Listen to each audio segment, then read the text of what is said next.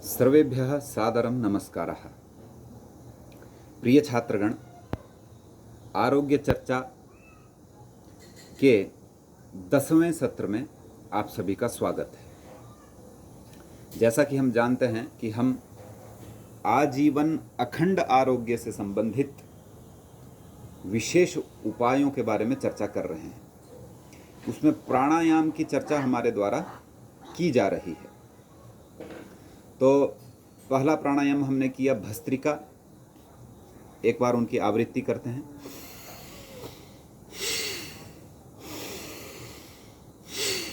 दूसरा प्राणायाम किया कपालभाति। ये मैं सिर्फ परिचय के लिए पुनरावृत्ति बिल्कुल थोड़ा थोड़ा कर रहा हूं। आपको तो जितनी टाइमिंग बताइए उतना करना है आपने कंप्लीट। तीसरा हमने किया बाह्य प्राणायाम।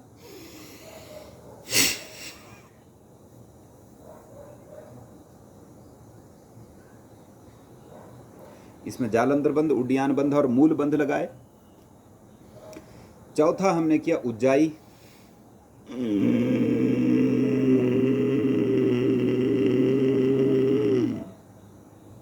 जालंधर बंध और लेफ्ट से बाहर। पांचवा हमने किया अनुलोम विलोम।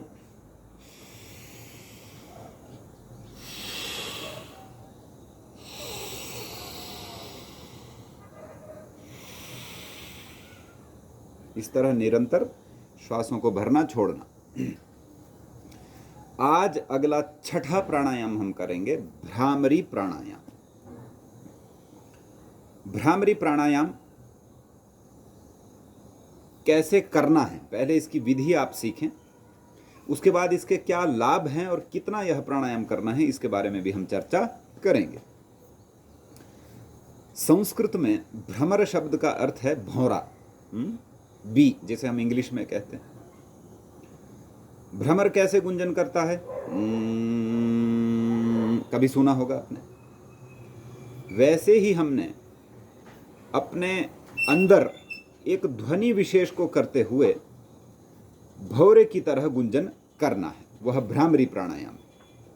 परंतु इसमें केवल गुंजन मात्र नहीं है, उससे पहले कुछ एक स्थितियां हैं, कुछ एक निर्देश हैं जिनको हमने यहां पर करना है, उसका पालन करना है। हमारे ये दोनों हाथ हैं, ये दोनों हाथ की फर्स्ट फिंगर जिसे हम तर्जनी कहते हैं, इसे मस्तक पर इस तरह रख लेंगे ऐसे।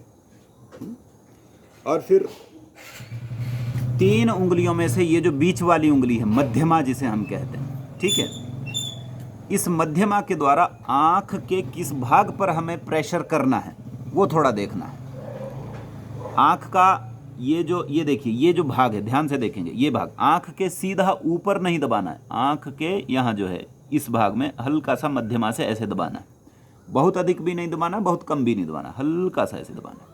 ठीक है, तो पहला कार्य क्या है, तर्जनी को मस्तक पर रखें और मध्यमा से आंख के इस भाग को हल्का सा ऐसे दबाएंगे। और अनामिका और कनिष्ठिका भी उसके साथ में, मतलब कि बची 2 उंगलियां भी मध्यमा के साथ आ जाएंगी ऐसे।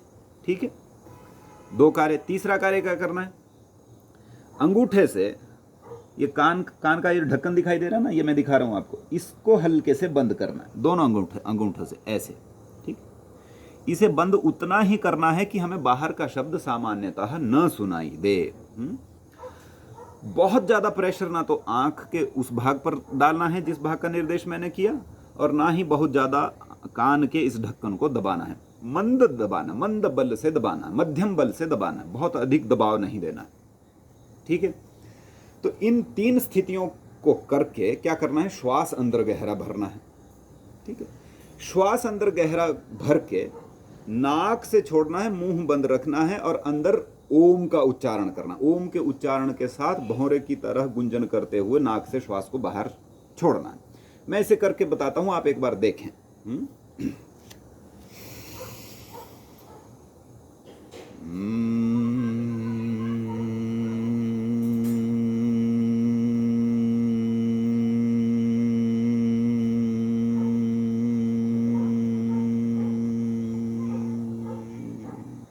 ये एक बार हुआ, दूसरी बार कर रहा हूं। पुनः श्वास भरा है,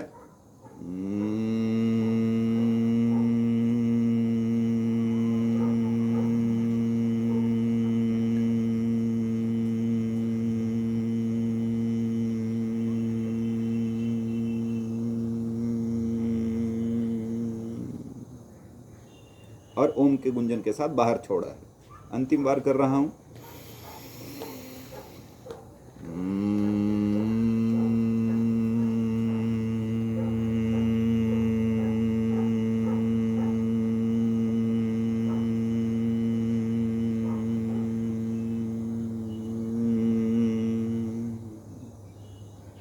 ठीक है, ऐसे 3 बार, 5 बार, 10 बार, 11 बार, जितना भी समय हो। मिनिमम 3 बार तो करना है, अधिकाधिक 10 बार, 11 बार, उससे भी अधिक कर सकते हैं।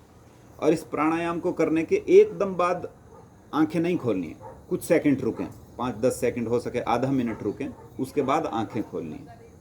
अथवा आंखों के आगे इस तरह हाथ रख करके धीरे धीरे आंखों को खोलते हुए धीरे धीरे हाथों को हटाना है। हमारे प्राणायाम में छठा प्राणायाम यह, प्राणायाम के क्रम में छठा प्राणायाम यह भ्रामरी प्राणायाम। अब इस प्राणायाम के लाभ सुनेंगे। इस प्राणायाम से स्ट्रेस कम होता है। स्ट्रेस मतलब कि चिंता, तनाव। छात्रों को अधिकाधिक क्या तनाव होता है? अरे परीक्षा है, अथवा कैरिकुलम, पाठ्यक्रम बहुत है, कब पूरा होगा, कब पढ़ेंगे, कैसे पढ़ेंगे। इस प्रकार के सभी तनाव को दूर करेगा और आप में एक आत्मविश्वास, एक सकारात्मक चिंतन की उत्पत्ति यह प्राणायाम करेगा। और आत्मविश्वास को बढ़ाने के लिए केवल यही प्राणायाम नहीं, पहले जो 5 प्राणायाम कह आए हैं वो सभी प्राणायाम उपयोगी हैं, परंतु यह विशेषतः मस्तिष्क को एक विशेष प्रकार की पीसनेस, एक शांति देने में उपयोगी है। आंखों की सामर्थ्य इस प्राणायाम से बढ़ती है। और एकाग्रता, किसी विषय को पूर्ण एकाग्रता से देखना, समझना, मन में बिठाना, इसकी प्राप्ति इस प्राणायाम से होती है। रात्रि काल में सोने से पहले अगर आप इसका 5 से 7 बार अभ्यास करें तो कभी भी दुस्वप्न नहीं आएंगे, अच्छे से नींद आएगी। और एक तरह से ईश्वर का स्मरण भी इस प्राणायाम से हो जाता है, क्योंकि ईश्वर के सभी नामों में से अत्युत्तम और सर्वश्रेष्ठ जो नाम है वह है ओम। तस्य वाचकः प्रणवः, ऐसा योग दर्शन में कहते हैं कि उस ईश्वर का वाचक जो शब्द है वह प्रणव है। प्रणव अर्थात ओम। तो इससे हम भ्रमर के गुंजन के साथ जो है ओम का भी उच्चारण करते हैं। ठीक है, तो यह है हमारा छठा प्राणायाम, भ्रामरी प्राणायाम। अग्रिम प्राणायाम है उद्गीत प्राणायाम। क्या प्राणायाम? उद्गीत प्राणायाम। उद्गीत प्राणायाम का अभ्यास हम कल करेंगे और यह हमारा अंतिम 7वां प्राणायाम यानी 7वां प्राणायाम होगा। प्राणायाम और भी बहुत से हैं, परंतु एक समग्र आरोग्य की प्राप्ति के लिए यह 7 प्राणायाम पर्याप्त है। तो प्राणायाम के क्रम के बाद आगे हमारे क्रम में आपके लिए सरल व्यायाम है, सर्वांग सुंदर व्यायाम है, सूक्ष्म व्यायाम है, विशिष्ट युवाओं के लिए हार्ड एक्सरसाइजेज, स्वदेशी व्यायाम है, और सरल सरल आसनों का भी एक पैकेज है, सूर्य नमस्कार है। इन सभी विषयों को आपके साथ साझा करेंगे। आप प्रतिदिन इन विषयों को सुनें और जितना हो सके उतना इनका पालन करें। और विद्यार्थियों के लिए विशेषतः हमारे पास आधा घंटे से 45 मिनट्स तक का एक पैकेज है, उसमें सब कुछ आ जाएगा। प्राणायाम आ जाएगा, आसन आ जाएंगे, सूर्य नमस्कार आ जाएगा और व्यायाम भी आ जाएगा। आधे घंटे में हम सब कुछ कैसे कर सकते हैं ये भी आपको अंततः बताएंगे, परंतु सभी प्रक्रियाओं को सूक्ष्मता से आपको पहले सीखना है।